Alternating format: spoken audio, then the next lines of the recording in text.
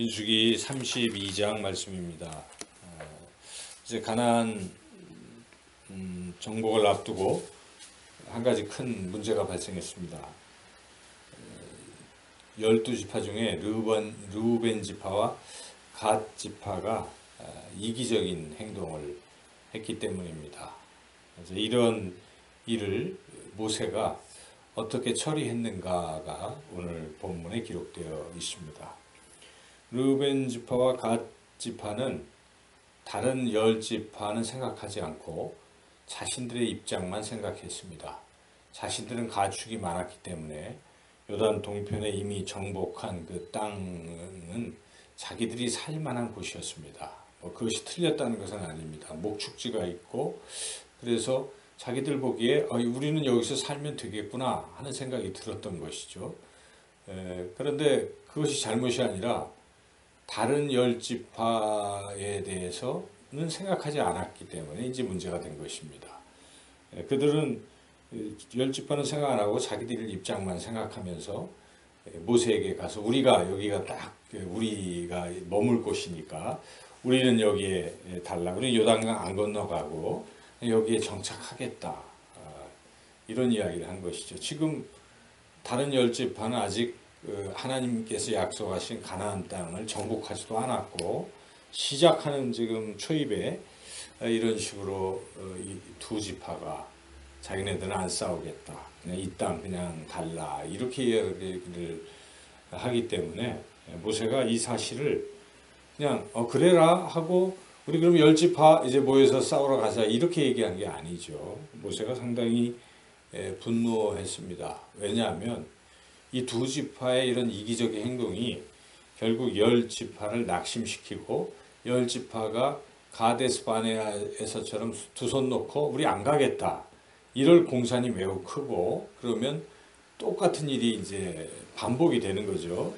가데스 바네아에서도 들어가면 되는 거였습니다.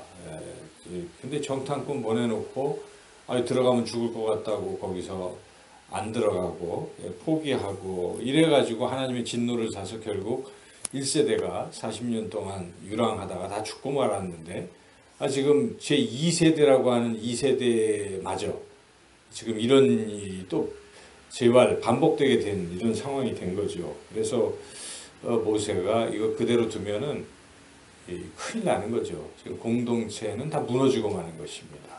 모세는 그 심정은 이해가 가지만 르우벤 지파와 갓 지파가 그 땅을 차지하는 것이 이해는 가지만 그러나 그로 인해서 다른 10지파마저 와야 될 것을 매우 걱정하고 그래서 취한 행동은 이 두 지파를 아주 신랄하게 책망하는 그런 것이었습니다. 너희들 때문에 다 멸망하게 되었다. 이렇게까지 이제 심하게 이야기하는 것이 다 너희 두 지파 책임이다. 만약 우리가 못 들어가면 이렇게 이제 준엄하게 책망을 하고 있습니다. 그래서 너희가 왜 이 공동체를 낙심하게 만드느냐, 왜 다 못 가게 하느냐 이렇게 책망하고 너희들이 그런 식으로 해서 못 가게 되면 결국 하나님께서 1세대처럼 이 백성을 여기서 다 멸망시킬 것이다. 너희 때문이다. 라고 준엄하게 책망을 하고 있습니다. 15절을 한번 읽어보겠습니다. 너희가 만일 돌이켜 여호와를 떠나면 여호와께서 다시 이 백성을 광야에 버리시리니 그리하면 너희가 이 모든 백성을 멸망시키리라. 너희가 이 백성을 멸망시킬 것이다. 너희 때문에 이스라엘 다른 10지파는 다 망한다. 너희들은 이 땅에서 안락하고 이기적인 욕망을 채울 수 있을지 모르지만 너희들 때문에 나머지는 다 망한다. 이런 책망인 것이죠. 우리가 이 어떤 개인이나 어떤 조그만 집단들이 자기 개인의 이익 또 그 집단의 이익을 고수하려고 하다가 자칫 전체 공동체가 멸망할 수도 있다 하는 것을 기억해야 됩니다. 그래서 모름지기 우리는 항상 주변을 봐야 되는 것이죠. 내가 하는 이 행동이 혹시 다른 공동체에게 어떤 피해를 주지는 않을까, 이런 마음이 항상 있어야 됩니다. 그것이 하나님의 마음이요, 그것이 하나님의 사람들의 모습인 것이죠. 남이야 어쨌든 나 하나만 잘 되면 된다, 이런 이기적인 생각은 공동체를 해칩니다. 한 국가에서도 그러한 집단들이 자꾸 많아지고 그래 버리면 어떻게 됩니까? 무너지는 것이죠. 다 자기의 이익을 따라서 모여가지고 데모하고 또 뭐 여러 가지 그런 경우가 참 허다하잖아요. 근데 그 일부 같은데 그것 때문에 전체 나라 경제가 어려워지기도 하고 나라가 힘듭니다. 뭐 이해할 수도 있죠. 뭐 철도 파업 무슨 뭐 이런 공공 노조들이 그렇게 하는 수도 있지만 그런 것으로 인해서 자기들의 권익은 보호할 수 있을지 몰라도 전체 공동체가 어려움을 겪게 되는 그런 일도 있습니다. 한 가정도 마찬가지입니다. 가정에서도 식구들의 구성을 보면 어떤 한 식구는 자기만 생각하는 거예요. 이기적인 것이죠. 다른 식구들이 어찌 되든 말든 자기만 늘 편하게 살려고 한다 보면 전체가 또 어려움을 겪는 것이죠. 교회 공동체도 마찬가지인 것입니다. 교회의 하나님의 사람들은 항상 나 때문에 다른 사람들이 피해를 입지는 않을까 하는 그런 생각을 자꾸 가져야 되는 것이죠. 그게 주님의 마음이요, 또 하나님의 자녀의 성품인 것이죠. 그렇게. 그래서 사랑이 무엇입니까? 사랑의 가장 큰 정의는 자기의 유익을 구치 아니하고 이런 것이 아니겠습니까? 근데 자기의 이익만 자꾸 구한다면 그것은 이미 사랑이 아닌 것입니다. 그래서 그러한 문제를 생각하고 내 스스로 배려하고 내가 희생할지라도 다른 이들을 이제 어떻게 이렇게 하려는 마음이, 이것이 예수님의 마음이다 하는 것이죠. 그리고 공동체가 그런 일이 있었을 때 어떻게 처리할 것인가.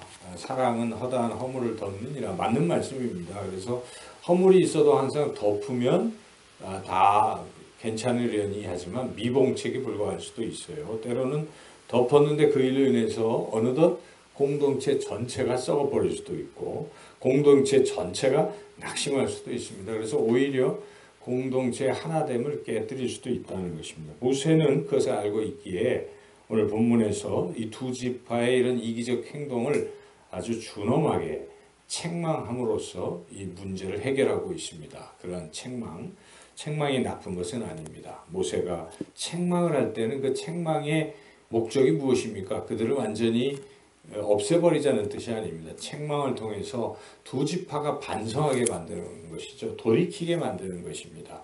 과연 그 준엄한 책망에 대해서 두 지파가 어떻게 반응했는가? 두 지파는 즉각 잘못을 깨달았습니다. 우리 때문에 전체가 망할 수 있겠구나. 그래서 멋진 제안을 합니다. 역제안을 하는 것이죠.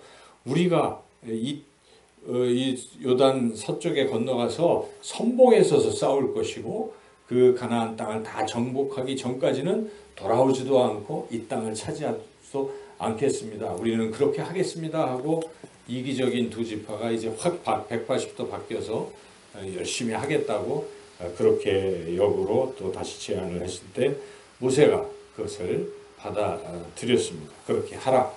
그런데 모세가 주도 면밀하기 때문에 그렇게 하되 하고 이 일을 자신의 후계자인 여호수아에게 그리고 다른 모든 지휘관들이 보는 앞에서 공표를 한 것입니다. 이제 이 두 지파가 함께 우리와 함께 가서 싸울 것이고 이 땅을 다 정복할 것인데 정복한 후에 주어라 라고 여호수아에게 특명을 내리고 있는 것이죠. 여호수아는 이 모세의 말을 잘 유념했습니다. 그래서 우리 여호수아서에 가면은 그 얘기가 다시 나오고 땅 분배할 때 보면 맨 마지막에 이게 다 정복된 후에 그렇게 분배하는 모습을 우리가 볼 수가 있죠. 그래서 중요한 것은 결국 각 개개인의 어떤 이기적인 행동을 눈감아두는 것이 아니라 공동체 전체를 위해서 때로는 그러한 잘못을 준엄하게 책망할 필요도 있겠다 하는 것이죠. 그럼으로써 공동체가 하나가 된다는 것입니다. 우리도 항상